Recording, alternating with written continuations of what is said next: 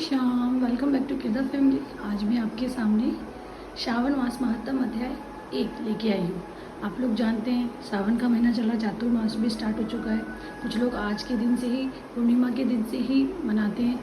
तो श्रावण मास शुरू होने वाला है, शुरू हो चुका है।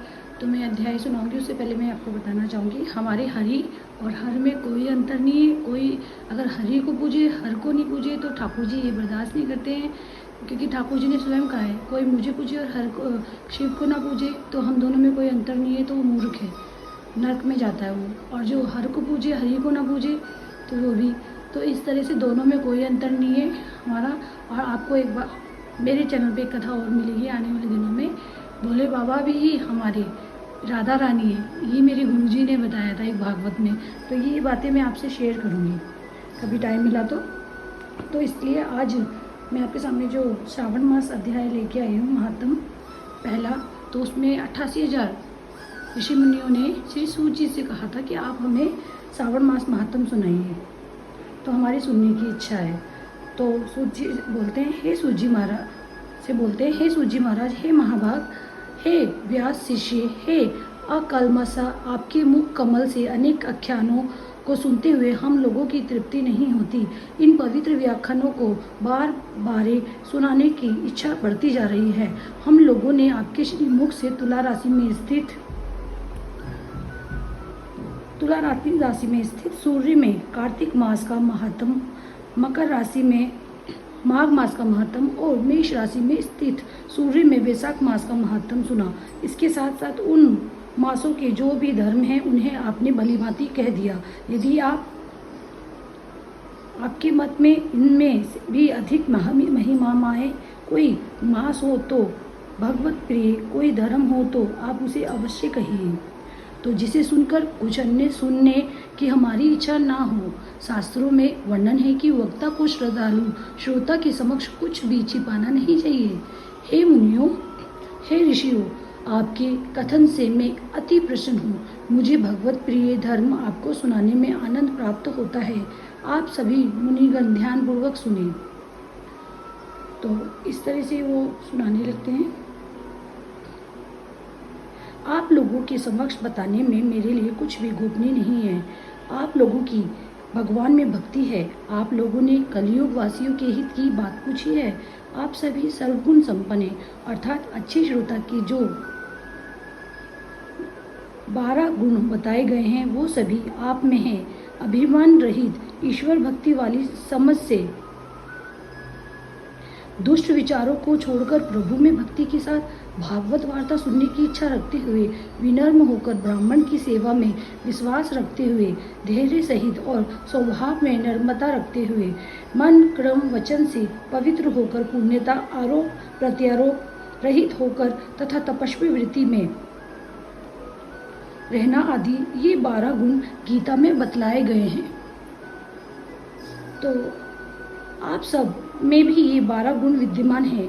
अब मन व आत्मा में प्रसन्नता अनुभव करता हुआ मैं आप सबको तत्व ज्ञान की बातों का वर्णन करता हूँ। एक समय धर्म को जानने की इच्छा से बुद्धिमान प्रतिभाशाली सनत कुमार ने परम भक्ति से युक्त होकर विनम्रता पूर्वक परमेश्वर भगवान शिव को दोनों हाथों से नमस्कार कर भक्ति पूर्वक बोला, हे देवों के देव महादेव, योगियों के द्वारा आराधनीय चरण कमल वाले हैं देव देव, हे महाभाग, हमने आपसे अनेक व्रतों का बहुत प्रकार से धर्मों को सुना है। इस समय हमारे हृदय में एक ऐसे मास का महत्व सुनने की अभिलाषा है जो 12 मासों में सर्वोत्तम हो, आपको अत्यंत प्रसन्न करने वाला तथा जो सब कर्मों की सिद्धि देने वाला हो। हे देव, जिस मास में कर्मों की करने से ही अनंत फल की प्राप्ति होती है, हे महादेव, उस मास को बताने की कृपा कीजिए। साथ ही संसार के कल्याण के लिए उस मास के सभी धर्मों का भी वर्णन कीजिए। सनत कुमारों की बात सुनकर शिव ब्रह्मा पुत्र सनत कुमार से बोले, हे सनत कुमार, आपकी श्रद्धा और अत्यंत सेवा भाव से प्रसन्न हो मैं आपका रहस्यमय बात बतलाता हूँ। संपूर्ण वर्ष के 12 मासों में मुझे श्रावण मास में सबसे अधिक प्रिय हैं। इस मास का महात्म्य सुनने योग्य है तथा सुनने मात्र से ही मनोकामना पूर्ण हो जाती है। सभी तो इस महात्म को सुना जाना चाहिए। इसलिए यह मास श्रावण मास कहलाता है। इस मास में श्रवण नक्षत्र युक्त पूर्णिमा होती है, इस कारण से भी इसे श्रावण कहा गया है। इसके महात्म के श्रवण मात्र से यह सिद्धि प्रदान करने वाला है, इसलिए ये भी श्रावण संज्ञा वाला है। निर्मलता गुण के कारण ये आकाश सदृश है, इसलिए नभा कहा गया है इसे। तो बताते हैं इसमें इस मास के गुण एवं धार्मिक बातों का वर्णन करना तीनों लोकों में किसी भी सांसारिक प्राणी अथवा देवी देवताओं की शक्ति से भी परे हैं। इस श्रावण मास के धर्मों की गणना करने में इस पृथ्वी लोक में कौन समर्थ हो सकता है। जिसके फल का संपूर्ण रूप से वर्णन करने के लिए ब्रह्मा जी 4 मुख वाले हुए हैं। जिसके फल की महिमा को देखने के लिए इंद्र 1000 नेत्रों से युक्त हुए और जिसके फल को कहने के लिए शेषनाग 2000 जीवाओं से संपन्न हुए हैं। अधिक कहने से क्या प्रयोजन, इसके महात्मा को देखने और कहने में कोई भी समर्थ नहीं है। हे मुने, अन्य मास की इसकी एक कला को भी नहीं प्राप्त होते हैं। तो वह सभी व्रतों तथा धर्मों से युक्त है। इस महीने में एक भी दिन ऐसा नहीं है जो व्रत से रहित दिखाई देता हो। इस माह में प्राय सभी तिथियां व्रत युक्त है। इसके महात्म्य के संदर्भ में मैंने जो कहा है वो केवल प्रशंसा मात्र नहीं है। जिज्ञासु भक्त, दुखी, अर्थ की कामना करने वाले, मोक्ष की अभिलाषा रखने वाले और अपने अपने अभीष्ट की आकांक्षा रखने वाले चारों प्रकार के लोग, ब्रह्मचारी, गृहस्थ, वानप्रस्थ, संन्यास आश्रम वालों को इस श्रावण मास में व्रतानुष्ठान करना चाहिए। सनत कुमार बोले, हे भगवान, हे ईश्वर, आपने बतलाया है कि इस मास की सारी तिथियां व्रत धारण करने के लिए होती है। तो अतः हे महाभाग, वह सब आप मुझे विस्तार से बतलाइए कि किस दिन अथवा किस वार को कौन सा व्रत किया जाता है और उस व्रत का करने का अधिकारी कौन होता है, उसका क्या फल होता है, वे व्रत किसने और कब किया, उसकी विधि क्या है, किस देवता की पूजा होती है, पूजन सामग्री में कौन सी वस्तुएं सम्मिलित की जानी चाहिए, ये हमारी सुनने की इच्छा है। अतः उसमें मुख्य पूजन किसका होता है, रात्रि जागरण किस प्रकार किया जाता है, व्रत दिन अथवा रात्रि किस समय किया जाना चाहिए, किस व्रत का कौन सा समय होना चाहिए। हे प्रभु, वह सब आप मुझे बताएं। यह मास आपको प्रिय क्यों है, किस कारण ये पवित्र है, इस मास में भगवान का कौन सा अवतार हुआ है। हे नारायण, कृपया करके बताइए ये सभी मासों में श्रेष्ठ कैसे हुआ, इस मास में कौन कौन धर्म अनुष्ठान के योग्य हैं। हे प्रभु, ये सब बताए और ये सब बताए। आपके समक्ष मुझ अज्ञानी का प्रश्न करने में कितना ज्ञान हो सकता है, अतः आप संपूर्ण से रूप से बताए। हे कृपालु, मेरे पूछने के अतिरिक्त भी जो शेष रह गया है उसे भी लोगों के उद्धार के लिए कृपा करके अभी सभी मुझे सुनाइए, मेरी सुनने की इच्छा है। रविवार, सोमवार, भोमवार, बुधवार, बृहस्पतिवार, शुक्रवार और शनिवार के दिन जो करना है चाहिए, हे विभो, वे सब आप मुझे बताइए। आप सबके आदि में उत्पन्न हुए हैं, अतः आपको आदि देव कहा गया है। जैसे एक की विधि बाधा से अन्य की विधि बाधा होती है, वैसे ही अन्य देवताओं के अल्प देवत्व के कारण आपको महादेव माना गया है। तीनों देवताओं के निवास स्थान पीपल वृक्ष में सबसे ऊपर आपकी स्थिति है। कल्याण रूप होने के कारण आप शिव हैं और आप शंभु को हरने का कारण आप हर हैं। आपके आदि देव होने में आपका शुक्ल वर्ण प्रमाण है, क्योंकि प्रकृति में शुक्ल वर्ण ही प्रधान है, अन्य वर्ण विकृत है।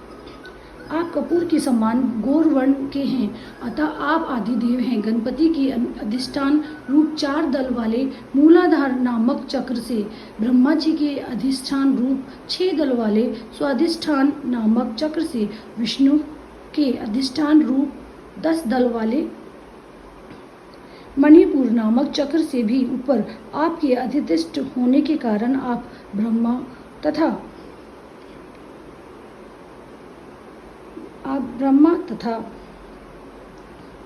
विष्णु के ऊपर स्थित हैं।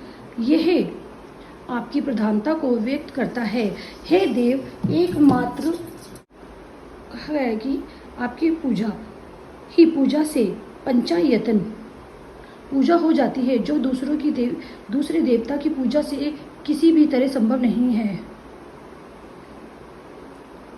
आप स्वयं शिव हैं। आपकी बाई जांघ पर शक्ति स्वरूपा दुर्गा, दाहिनी जांघ पर गणपति, आपके नेत्र में सूर्य तथा हृदय में भगवान विष्णु श्री हरि विराजमान हैं।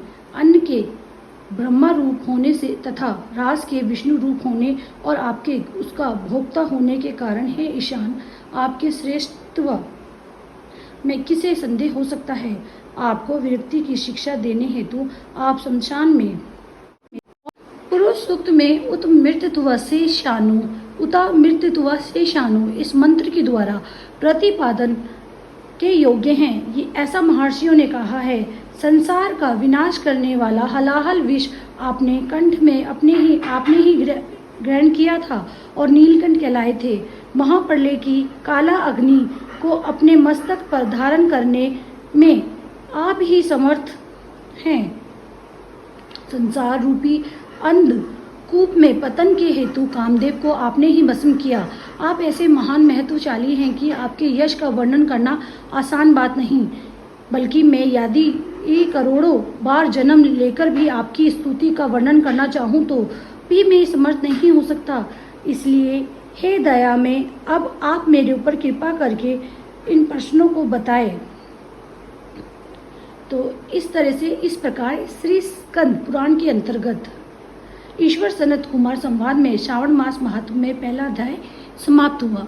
तो आप लोग सोच रहे होंगे कि ये श्रावण मास बता रहे हो, ठाकुर जी की पिक्चर लगा रखी है, ठाकुर जी की वीडियो। मेरे घर में ठाकुर जी में इन्हीं को शिव मांगती हूँ, इन्हीं को मैं ठाकुर जी मानती हूँ, क्योंकि मैं दोनों में कभी भेद नहीं करती, क्योंकि दोनों में कोई भेद है ही नहीं, दोनों एक ही है।